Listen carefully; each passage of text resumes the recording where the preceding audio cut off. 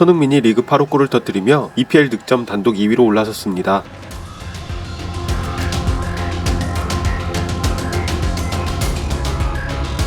한국 시간 28일 새벽 영국 런던의 셀허스트 파크에서 열린 2324 잉글리시 프리미어리그 10라운드 토트넘 대 크리스탈 팰리스의 경기에서 손흥민의 결승골을 앞세운 토트넘이 2대1로 승리했습니다. 이로써 토트넘은 개막 후 10경기 무패 행진을 기록하며 맨시티와 아스널을 승점 5점 차로 따돌리고 리그 단독 1위를 굳혔습니다. 그야말로 원샷 원킬이었죠. 전반 내내 팰리스의 집중 견제를 받으며 슈팅을 단 한 차례도 시도하지 못했던 손흥민은 후반 20분 브레넌 존슨이 밀어준 볼을 놓치지 않고 왼발 논스톱 슈팅으로 연결해 올 시즌 리그 8호 골을 터뜨렸습니다. 이 골로 살라를 밀어내고 득점 단독 2위로 올라선 손흥민은 1위인 엘링 홀란을 단 한 골차로 바짝 추격하며 치열한 득점왕 경쟁을 벌이게 되었네요. 또 EPL 통산 111호 골을 기록한 손흥민은 사디오 마네, 디온 더블린과 함께 EPL 통산 득점 공동 24위에 올라섰습니다. 한편 이 경기는 스포츠 전문 채널을 통해 일본에서도 생중계되었습니다. 경기를 지켜본 일본 축구 팬들은 과연 어떤 반응을 보이고 있을까요? 일본 5채널의 경기 실황 반응과 일본 SNS의 경기 실황 반응, 그리고 일본 언론이 전한 기사의 내용과 기사에 달린 댓글 반응을 차례로 전해드립니다. 먼저 5채널 축구 게시판 실황 반응입니다. 후반 21분 손흥민 리그 8호 골. 결국 손 왔다. 브레넌 존슨도 간신히 득점권에 나왔구나. 케인은 필요 없었다는 거야. 이야 대단하네.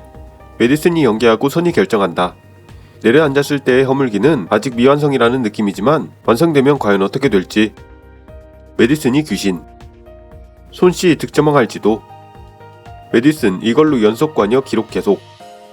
어시스트 하기 전이니까 아마 관여는 안 될 듯. 게임 끝. 이걸로 승리 확정이려나. 뭔가 토트넘 잘 나가네. 어쩌면 포스테코 진짜로 대단한 거 아닐까? 브레넌 좋았다. 심플한 플레이도 그 후의 연속적인 움직임도 최고였지.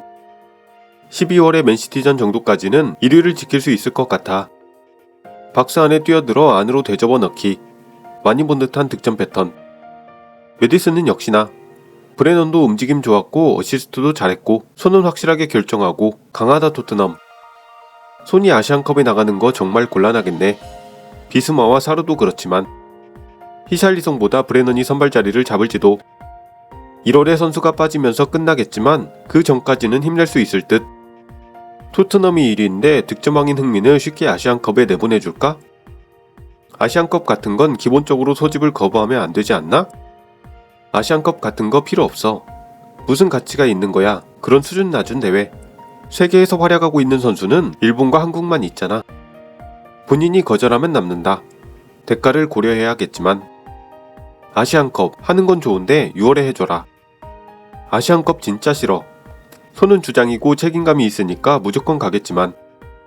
아시아나 아프리카의 기후에서 6월 개최는 죽어난다.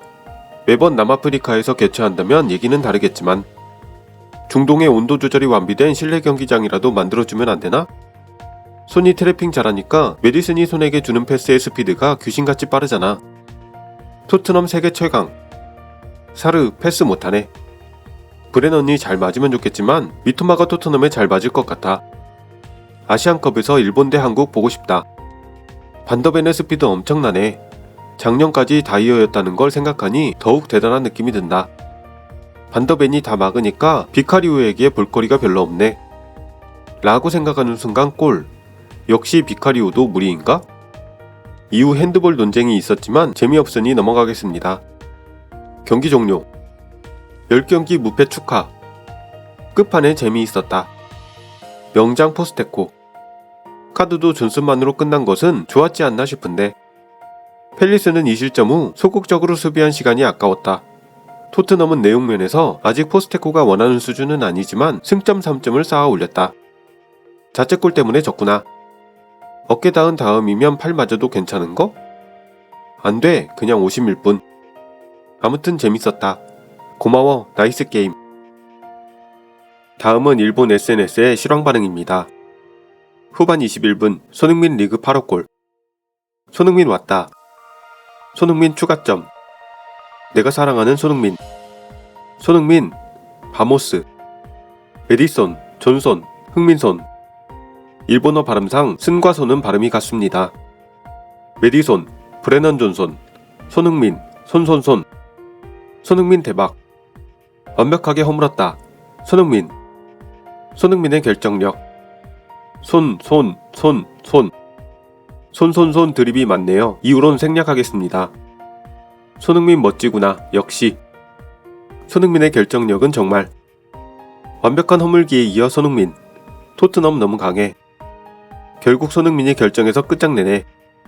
손흥민 프리미어리그 통산 111호 골. 손흥민 매번 파트너를 찾아내네.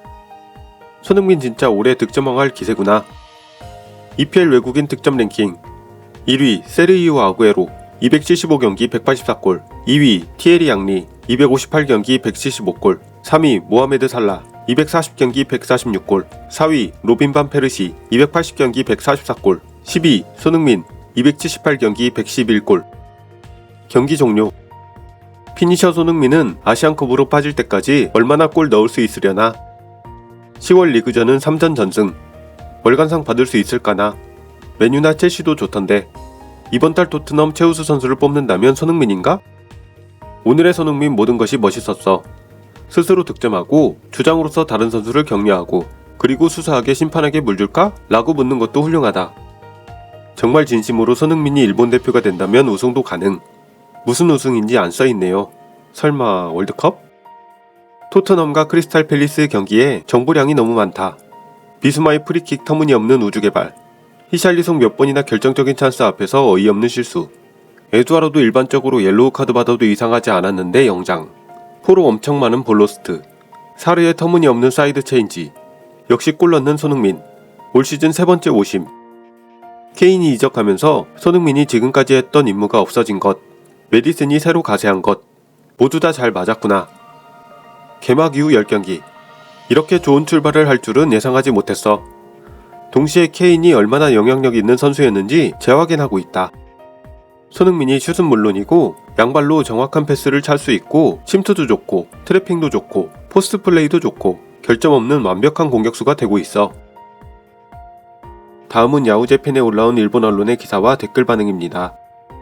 선두 토트넘 4연승으로 개막 이후 무패 행진. 손흥민이 올 시즌 8억 골. 프리미어리그 선두를 달리는 토트넘이 10라운드에서 크리스탈 팰리스와 대전했다. 토트넘은 메디슨, 손흥민, 히샬리송 등이 선발로 나섰다. 전반에는 토트넘이 볼을 지배했음에도 팰리스가 적극적으로 기회를 만든다. 8개의 슛을 날렸지만 득점으로 이어지지 않고 전반은 무득점으로 반환점을 돈다. 그러던 53분의 경기가 움직인다. 메디슨이 우측에서 되돌린 것이 팰리스 수비수의 자책골을 유도해 토트넘이 선제에 성공한다. 게다가 66분 교체 출전한 브레넌 존슨이 접어준 것을 손흥민이 왼발로 흘려넣어 추가골. 손은 프리미어리그 8호 골을 기록했다.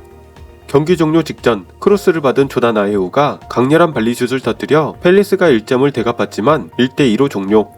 토트넘이 개막 이후 10경기 무패로 4연승을 장식했다. 기사에 달린 댓글 반응입니다. 비슷한 기사 2개에서 발췌하였습니다. 토트넘은 볼은 지배했지만 마지막 허물기의 퀄리티 문제로 전반에는 좋은 찬스를 만들지 못했고 반대로 팰리스가 몇 번인가 찬스가 있었지만 비카리우의 빅세이브가 컸지. 특히 전반에는 메디슨의 볼 배급이 좋지 않아서라기보다는 평소보다 느려서 팰리스의 수비가 갖춰지는 경우가 많았다. 팰리스가 토트넘에 맞춰 자기 진영의 위험 구역에서는 대인마크를 붙도록 했으니까 그곳은 간단하게 주의를 이용해 뒷공간을 사용할 수 있어야 했고 오도기가 없었던 왼쪽 사이드는 히샬의 패스 정확도도 안 좋고 골 받는 위치도 낮고 벤 데이비스와의 연계가 나빠서 거의 찬스를 만들지 못했다. 그러던 중에 자책골은 행운이었지.